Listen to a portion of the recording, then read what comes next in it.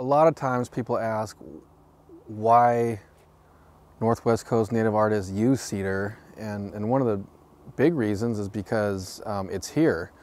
It grows all around us. You know, we've got a cedar tree right here. It's very distinguishable by its boughs. It's very fragrant. Cedar trees are very prevalent, and so you use what is around you.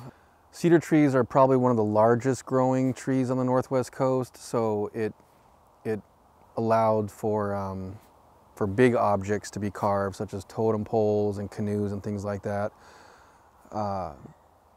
For the work we've been doing with the whistles and the wind instruments, cedar is a very good resonator of sound, and so it's perfect for these wind instruments because it really produces a nice sound. We get cedar numerous different ways up here. For this class, for instance, I was out beachcombing and I came across a big red cedar tree that was on the beach, and I cut into it and it was beautiful wood, and I was able to take some pieces off of it and then bring it back to my shop and mill it up. We'll find dead logs laying down in the woods, and you can go cut a piece off. If you have a special permit or something like that, you can go get a big, beautiful live tree if you need something special for a totem pole or a canoe, and it has to be a very specific item. But and one of the nice things about cedar is that it has a very natural rot resistance, and so a lot of the things made out of the cedar, they stay around a little longer than things made out of other woods. We do use other woods, like we like to carve alder, and we carve red and yellow cedar. They're both excellent carving materials. Red cedar is a little bit softer than yellow cedar, and like the names, red cedar has kind of a very warm reddish tone to it, and yellow cedar has a very yellow tone to them.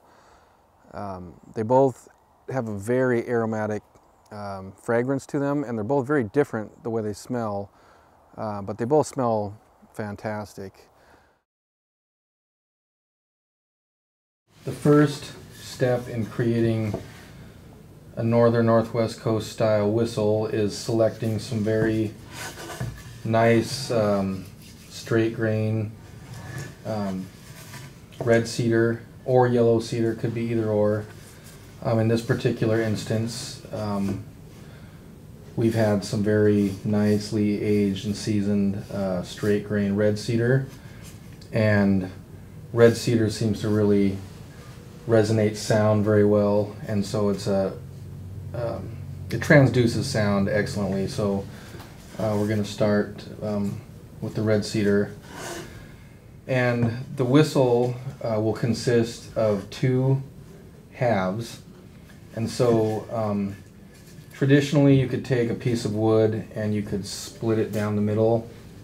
Now these particular ones I have bandsawed, and then I've run them through a planer, and it comes out pretty good. If you actually take the time to split it, it comes out really excellent when you're putting them back together. I like the grain, you know, I like the grain to be like a tight quarter sawn grain. Anybody that carves red cedar,